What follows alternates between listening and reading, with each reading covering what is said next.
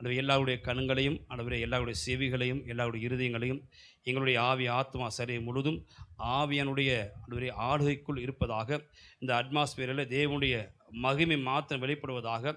மகிமை மகா பரிசு தலத்தில் இருக்கிற அந்த இடத்தை என்னுடைய மகிமையினாலே பரிசுத்தமாக்குவேன் என்று சொல்லியிருக்கிறபடி, அந்த மகா பரிசு தலத்தில் இருக்கிற அந்த எல்லா பொருட்களையும், கிருபாசன பெட்டியும், அது இருக்கிற எல்லாவற்றையும் பரிசுத்தமாக்குற மகிமை இறங்குவது போல, இந்த சரீரமாக இருக்க இந்த ஆலயத்திலும் இந்த மகிமை இறங்கி எங்கள் ஒவ்வொருவரையும் வேத வசன வழியாக சுத்திகரிப்பதாக. தொடர்ந்து கர்த்தருடைய நாம் மகிமையடைவதாக. இயேசு மூலம் ஜெபிக்கிறோம் நல்ல பிதாவே. ஆமேன், ஆமேன், ஆமேன்.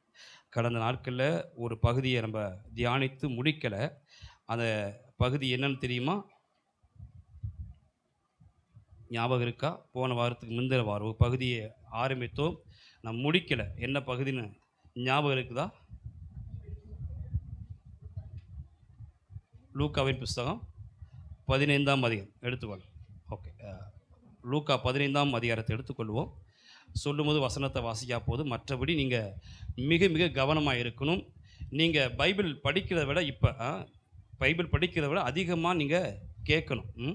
பைபிளை எப்போ வேணாலும் படிச்சுக்கலாம். இப்பொழுது பைபிள் படிக்கிறேன்னு சொல்லிவிட்டு நம்ம அதில் கவனம் செலுத்திட்டு நம்ம டைவர்ட் ஆகிடக்கூடாது. எதுக்கு சொல்லணும்னாக்க, நீங்கள் பைபிள் படிக்கும்போது படிக்கலாம், ஆக மொத்தம் உங்களுக்கு செவிகள் அப்படியே ரொம்ப ஷார்ப்பாக இருக்கணும், இருதயம் ரொம்ப ஷார்ப்பாக இருக்கணும், உங்கள் கண்களும் ஷார்ப்பாக இருக்கணும். ஏன்னாக்கா கண்கள், செவிகள், இருதயம் எல்லாமே ஒரே நேர்கோட்டில் இருந்தால் தான் ஆண்டவர் சொல்லுகிற காரியங்கள் அப்படியே பிரத்யேகமாக விடும். அதனால் மிக மிக கவனமாக இருங்க, நான் கேட்டுக்கொள்ளுகிறேன். தேவன் தாமே உங்கள் ஒவ்வொருவரையும் ஆசீர்வதிப்பாராக. அல்லேலூயா. அது முன்னோட்டமாக சில காரியங்களை நம்ம ரிமைண்ட் பண்ணிவிட்டு மறுபடியும் நாங்கள் பார்க்க போகிறோம். அதில் 15ஆம் அதிகாரத்தில் சொல்லப்படுகிற காரியம்னாக்க, வேத பாரகரும் பரிசேயர் அங்கே இயேசுவோடு பேசுகிறாங்க. அப்படி பேசும்பொழுது அவர்களுக்காக பேசின ஊமைகள் தான் 3 ஊமைகளை அங்கே சொல்லியிருக்கிறார். காணாமல் போன ஆடு, காணாமல் போன வெள்ளிக்காசு, காணாமல் போன மகன். அப்படி தான் அங்கே 3 காரியம் சொல்லப்படுது. 2 ஊமைகளை சுருக்கமாக சொல்லி முடிச்சிட்டாரு. 3ஆவது ஊமையை தான் கொஞ்சம் விரிவாக சொல்லுகிறாரு. முதல் ஊமை ஆட்டுக்கும் மேய்ப்பனுக்கும் உள்ள உறவை அங்கே சொல்லப்படுது. அதை அப்படி சொல்லி என்ன செய்கிறானாக்க, பரலோகத்தில் இருக்கிற கண்ணுக்கு மறைவாக, மறுபடியும் சொல்லுகிறேன், கண்ணுக்கு மறைவாக இருக்கிற நமக்கு புரியாத ஒரு காரியத்தை புரியும்படியாக, நமக்கு எளிமையாக புரிந்து கொள்ளும் வண்ணமாக தேவன் சொல்லி வைத்திருக்கிறார். மேய்ப்பனை குறித்து இஸ்ரவேலுக்கு சொல்ல வேண்டிய அவசியம் கிடையாது. ஒரு ஆடு காண போனாக்க அதெல்லாம் ரொம்ப எளிமையான ஊமை தான், பெரிய ரொம்ப டஃப்பான ஊமையெல்லாம் கிடையாது. அதுபோல் காணாமல் போன வெள்ளிக்காசும் ஒரு டஃப்பான ஊமையெல்லாம் அவங்களுக்கு கிடையாது. அதுபோல் காணாமல் போன மகன். முதல் சொல்லப்பட்ட ஊமை காணாமல் போன ஆடு, ஆட்டுக்கும் மேய்ப்பனுக்கும் உள்ள உறவை அங்கே சொல்லப்படுது. 2வது வெள்ளிக்காசு. அது எதுக்கு சொல்லப்படனாக்க, ஒரு மணவாளனுக்காக காத்திருக்கிற ஒரு பெண்மணியுடைய ஆதங்கம், ஒரு தாகம், அதனுடைய முக்கியத்துவத்தை அறிந்த ஒரு பெண்மணியை குறித்து சொல்லப்பட்டிருக்கு. அது 2மே கண்டுபிடிக்கும் பொழுது மிகுந்த சந்தோஷம் அடைகிறாங்க. முதல் ஊமையின யார்? அவர் கண்டுபிடித்த பின்பு எல்லா சிநேகிதரையும் அழைக்கிறாங்க, என்னோட கூட நீங்கள் சந்தோஷப்படுங்க அப்படின்னு சொல்லுறாங்க. 2வது ஊமையில் எல்லா சிநேகிதிலையும் அழைக்கிறாங்க, கண்டுபிடித்த பின்பு எல்லாருமே சந்தோஷப்படுங்கன்னு சொல்லுறாங்க.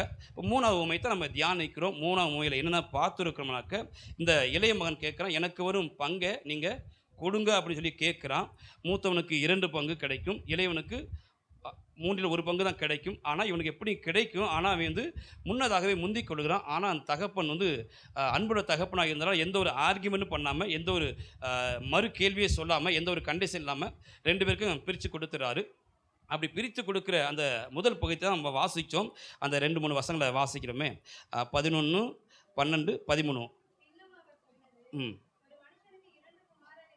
ம் ம் ம்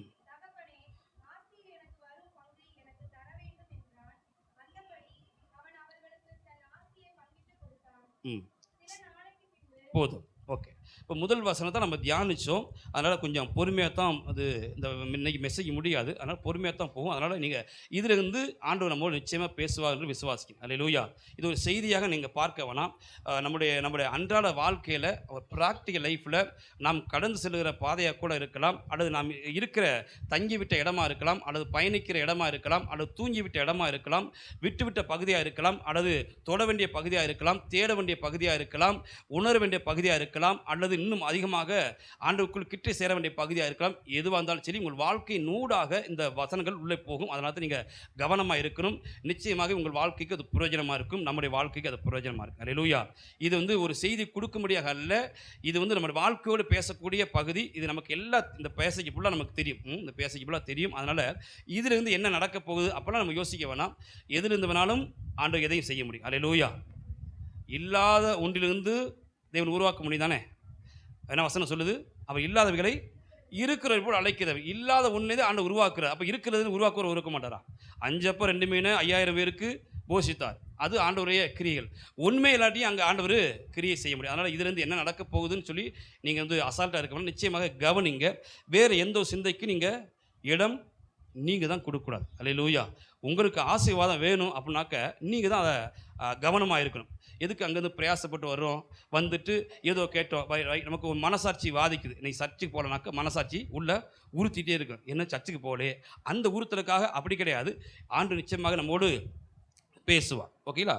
இப்போ இந்த இளைய மகன் என்ன கேட்குறான்? தகப்பனே, ஆசியில் எனக்கு ஒரு பங்கை கொடு அப்படின்னு கேட்குறான். இவன் என்ன நினைக்கிறான்னாக்கா, எப்படி வரத்தான் போகுது. ஆனால் இவனுக்கு கண்ணில் பட்டதெல்லாம் தகப்பனுடைய அன்பு கிடையாது, தகப்பனோட உறவு கிடையாது, தகப்பனோடு இருக்கிற எந்த ஒரு சிநேகியத்தை பெருசாக நினைக்கல. ஏன்னா அவ்வளோ அன்புள்ள தகப்பன்.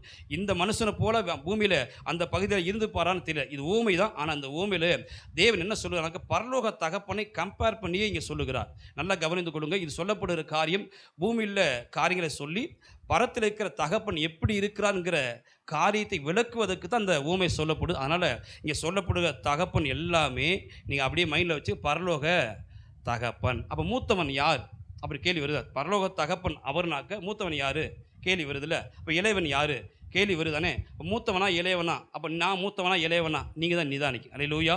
நீங்கள் வீட்டில் மூத்தவராக இருக்கலாம், இளையவராக இருக்கலாம். ஆனால் இந்த பேசையில் நீங்கள் மூத்தவரா அல்ல இளையவரா நீங்கள் தான் நிதானிக்கணும். இடையிடையே ஆண்டவர் வசனம் வரும், நீங்கள் கவனமாக இருக்கணும். இப்போ என்ன நினைக்கிறான்னாக்க, எனக்கு பங்கு வந்தால் போதுன்னு நினைக்கிறான். தகப்பன் உறவு தகப்பனுடைய பார்வையில் இருக்கணும், தகப்பனோடு இருக்கணும். ஏன்னா அவ்வளோ பெரிய ஆசை இருக்குது. எப்படி அவனுக்கு தான் கிடைக்க போகுது. ஆனால் அவன் என்ன நினைக்கிறான்னா, இப்பயே வாங்கி கொள்வோம் அப்படின்னு நினைக்கிறான். அப்போ தகப்பனை வேணான்னு சொல்லி மனதில் ரிஜெக்ட் பண்ணுறான்.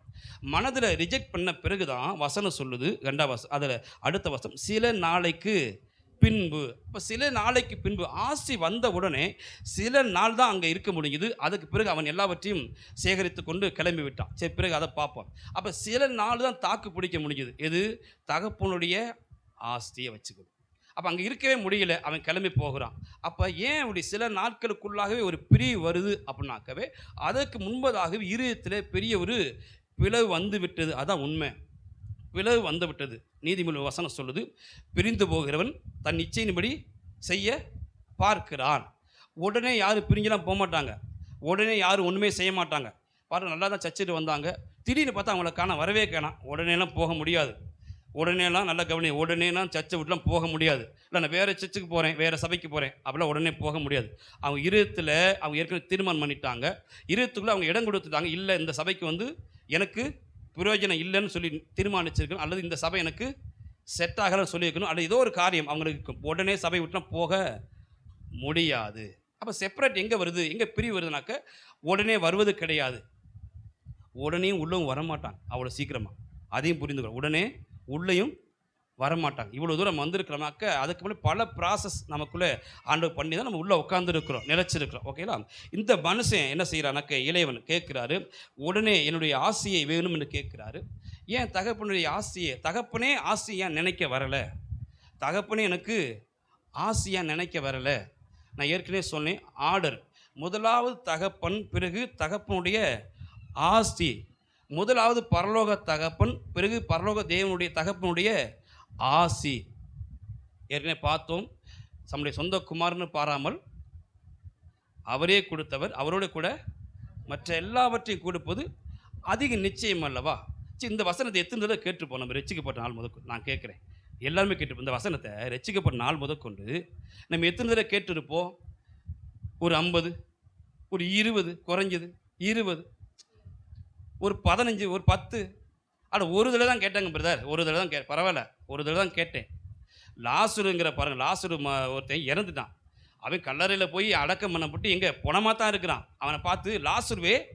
வெளியே வந்து ஒரு வார்த்தை சொன்னார், உடனே வெளியே வந்துட்டான். அல்லேலூயா. நமக்கு 10 தடவை சொன்னாலும் 15 தடவை சொன்னாலும் ஏன் நமக்கு அந்த உணர்வு வர மாட்டேங்குது? முதலாவது தேவனுடைய ராஜ்யத்தையும் நீதியையும் தேடு, பிறகு இவை எல்லாமே கூட கொடுக்கப்படும். ஏன் அந்த வசனம் நமக்கு வர மாட்டேங்குது? ஏன் அந்த ஆவியில போக மாட்டேங்குது? மூளையில கிடையாது. மறுபடியும் மறுபடியும் சொல்லி இருதயத்தில ஆவியில ஏன் ஸ்டோர் ஆகி அது ஏன் கிரியை செய்ய மாட்டேங்குது?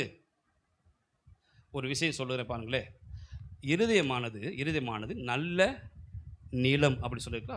ஒரு நிலத்துல ஒரு விதை, விதையில ஜீவனுக்கு அந்த ஜீவனை போட்டாக்க அது முளைக்குதா முளைக்கலையா? முளைக்குது, வளருது.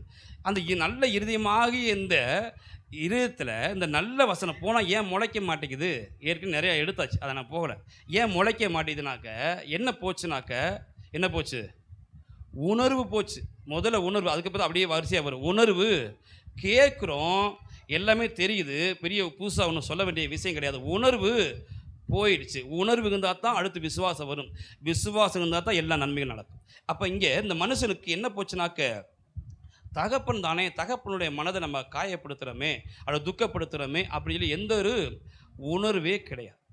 ஏன் தகப்பனுடைய ஆசையை நம்ம அதிகமாக நினைக்க மாட்டேங்கிறோம்? இப்போ வசனம் சொல்லுதில்ல, நம்முடைய சமூகத்திலே பேரின்பம் உண்டு, வலது பரிசிலே ஆனந்தம் உண்டு, வலது பரிசிலே பேரின்பம் உண்டு. ஏன் அதை நினைக்க மாட்டேங்கிறோம்? அவர் சமூகம், இது அவர் சமூகம் தான். தனிப்பட்ட ஜெபமாக இருக்கட்டும், ஆண்டவர் தேடி வருது எல்லாமே அவர் சமூகம் வரும். ஏன் அது அதிகமாக பிரயாசம் பண்ண மாட்டேங்கிறோம்? ஏன் அதை நமக்கு உள்ளே போக மாட்டேங்குது அப்படின்னாக்க, என்ன போயிடுச்சுனாக்க, உணர்வு போயிடுச்சுனாக்க அவங்களுக்கு என்ன வசனம் சொன்னாலும் ஸ்டோர் ஆகாது. அப்போ உணர்வை பிசாசு எடுக்கிறான். அப்போ உணர்வு போன பின்பு எதுவும் அங்கே நடக்காது. இப்போ இந்த மனுஷன் என்ன நினைக்கிறாக்க, ஆசி தான் வேணும். ஏற்கனவே சொன்னிருக்கேன், தகப்பன் தான் முதலாவது, பிறகு தான் தகப்பனுடைய ஆஸ்தி. ஏற்கனவே வசனத்தை வாசிக்கிறோம். இம்மைக்காக மாத்திரம் நீங்கள் கிறிஸ்துவின் மேலே நம்பிக்கை உள்ளவளாக இருந்தால், வசனத்தை வாசிக்கவும், வசனத்தை வாசிக்கும் 1 Corinthians 15:19. ஒரு இடையில ஒரு வேர்டு வரும், அதனால தான் வாசிக்கிறேன். 1 Corinthians 15:19. இம்மைக்காக மாத்திரம் இருந்தால், அஞ்சு வாசம், அதுக்காக தான் வாசிக்கணும். எல்லா மனுஷரை பார்க்கணும் நாம், எல்லா மனுஷனும் யாரு? கிறிஸ்து மேல் நம்பிக்கை வச்சுட்டோம், விசுவாசம் வச்சுட்டோம், ஆண்டவர் தேடி வந்துட்டோம். ஆனால் ஒன்றும் பெரிய ஒரு மாற்றம் கிடையாது. நம்ம ஏமாந்து போனது போல் இருக்கிறோம். வசனம் சொல்லுது, கிறிஸ்துவின் மேலே இம்மைக்காக மாத்திரம். அப்போ இம்மைக்காக தேடும் பொழுது தேவன் தருவாரா தரமாட்டாரா? தருவார் தானே. இம்மைக்காகனா பூமிக்குரிய காரியம் எல்லாமே தருவார். வீடு, கார், என்ன, ஓகே, லிஸ்ட்டாக எடுத்து தருவாரா தருவேன்னு தான் சொல்லார். ஆனால் வசனம் சொல்ல இம்மைக்காக மாத்திரம். இப்போ எதுக்கு ஜனங்க தேடி வர்றாங்க? ஏன் சபையில் நிறைய பேர் நிலைக்க மாட்டேனாங்க? சுகத்துக்காக வருவாங்க, சுகம் வாங்கிட்டு போயிடுவாங்க. விடுதலைக்காக வருவாங்க, விடுதலை வாங்கிட்டு போயிடுவாங்க. ஒரு கடன் பிரச்சனை வரும், கடன் பிரச்சனை தீர்ந்த உடனே அவங்க எஸ்கேப் ஆகிட்டு போயிட்டே இருப்பாங்க. ஒரு பெரிய நெருக்கமாக இருக்கும், நெருக்கத்துக்காக வருவாங்க, நெருக்கம் போனோம், ஆண்டு இறக்கப்பட்டு நெருக்கத்திலிருந்து விடுதலை ஆக்குவார். ஆனால் சபைக்கு எங்கன்னா வரமாட்டாங்க. ஏன் ஆனாக்க அவங்க எதுக்காக வர்றாங்க? சுகத்துக்காக, பலனுக்காக, ஐஸ்வர்யத்துக்காக. இப்போ இருக்க பிரச்சனை போனால் போதும், இப்போ இருக்கிற காரியம் போனால் போதும், இப்படி வர்றாங்க பாருங்க. இப்படி வந்துட்டு அவங்க ஏமாந்து போவாங்க. சுகம் கிடைக்கும், விடுதலை கிடைக்கும், நன்மை கிடைக்கும். ஆனால் அப்படியே இதுக்காக மாத்திரமே ஆண்டவரை தேடி தேடி தேடி தேடி தேடி அவங்க தேடுதல் எப்படிமாக்கும்? தேவன் தேவைன்னு வராது, என் தேவைக்காக தேவன் அப்படி தான் வரும். இந்த ஆர்டர் மாறுதுப்பா. தேவனே என்னுடைய தேவை என்று இருந்தால் பிரச்சனை கிடையாது. ஏன்னா வசனம் சொல்லு, கர்த்தரின் ஆசீர்வாதமே ஐஸ்வர்யத்தை தரும். நான் ஏற்கனவே இந்த கேள்வி கேட்டிருக்கிறேன். எங்கே ஆகிலும் ஆண்டவர் பிதாவாகிய தேவன் பரம தகப்பன் இந்த பூமிக்குரிய காரியங்களே நான் ஒன்று கூட தரமாட்டேன் அப்படின்னு எங்கேயா சொல்லியிருக்கிறாரா? ஏதாவது ஒரு வசனத்தை காமிங்க பார்ப்போம். உங்களுக்கு வீடு இல்லைன்னு சொல்லி, உங்களுக்கு வீடு வேணான்னு சொல்லி, நீ வீடு வேணான்னு சொல்லியிருக்கிறாரா? போதும் என்கிற மனதுடனே கூடிய ஆதாயம், அது ஓகே, போதும் என்று. அது போதும்னாக்க என்னன்னாக்க, அது என்ன அர்த்தம்னாக்க, இப்பொழுது இருக்கிற எனக்கு ஒரு விஷயம் போதும். இப்போ எனக்கு ஒரு 2 வீலர் போதும், இப்போதைக்கு எனக்கு போதும், என் வசதிக்கு 2 வீலர் போதும், இப்போ இருக்க வசதி போதும். நான் 2 லட்சம் போட்டு புல்லட் தான் வாங்குவேன் அப்படின்னா, ஏன் தகுதிக்கு இப்போதைக்கு என்ன, இப்போ இருக்க 2 வீலரு போதும். அப்போ புல்லட் வாங்கும் பொழுது, தகுதி கூடும் பொழுது, வருமானம் வரும் பொழுது புல்லட் வாங்கிக்கலாம், அது தப்பு கிடையாது. ஆனால் நான் இப்பயே போய் என்ஃபீல்டு வாங்கிட்டு கிட்டுக்கிட்டுன்னு போவேன் அப்படின்னா எங்கள் சிக்கல் பார்த்தீங்களா? எங்கள் சிக்கல் பாருங்கள். ஒரு சம்பவத்தை சொல்லிட்டு அப்படி வரேன். ஒரு பையன், வாலிய பையன், நல்ல பையன் தான், ஓகேங்களா, நல்ல பையன் தான். அவனுக்கு ஒரு என்ஃபீல்டு வாங்கணும்னு ஆசை, ஆனால் அவனுக்கு கையில் பணம் கிடையாது. ஓகேங்களா, பணம் கிடையாது. சொன்னேன், "என்ன இது மாதிரி இன்ஃபீல்டு வாங்க போகிறேன்." வாலிப பையன், நல்ல பையன், நல்ல பையன் தான், அதில் மாற்றுக்கிறதுக்கு. இது மாதிரி வாங்க போகிறேன் அப்படின்னு சொன்னான். நான் அப்போ கேட்டேன், எவ்வளோப்பா பணம் வரும்? அது 1.5 1.25 சொன்னான் அப்போ. ஓகேங்களா, நான் சொன்னேன், "அப்பா 1.25க்கு போய் வாங்குறதுக்கு ஒரு பழைய வண்டி, நல்ல வண்டியை ஒரு வாங்கினாக்கு போதுமில்லப்பா, ஏன்னா லோன் போட்டு தான் வாங்கணும், கடன் வாங்கி தான் வாங்கணும், இதான் உன்னுடைய சூழல்." அப்படின்னு சொல்லி இல்லைன்ட்டு நான் சொல்லி முடிச்சிட்டேன். "வேணாப்பா, இப்போதைக்கு ஒரு பழைய வண்டி வாங்கிக்கலாமே" அப்படின்னு சொல்லி சொன்னேன். ஆனால் என்ஃபீல்டு வாங்கிட்டான். எங்காச்சு என்ஃபீல்டு எங்கே வந்துச்சு, இருபத்தில் ஸ்டோர் ஆயிடுச்சு. புட்டு புட்டு புட்டு புட்டு புட்டுன்னு போகணும், இப்படி போகணும், வாலிபுலாம் புட்டு புட்டுன்னு போகணும். நிறைய பேர் இருக்குது, பிஎம்டபிள்யூங்கிறாங்க, அப்புறம் நிறைய இருக்குது, நிறைய போய் பாருங்கள் நிறைய. ஆ ஆமாம், அது 1 லட்சம் 2 லட்சம் கிடையாது, 5 லட்சம் 10 லட்சம் 5 லட்சம்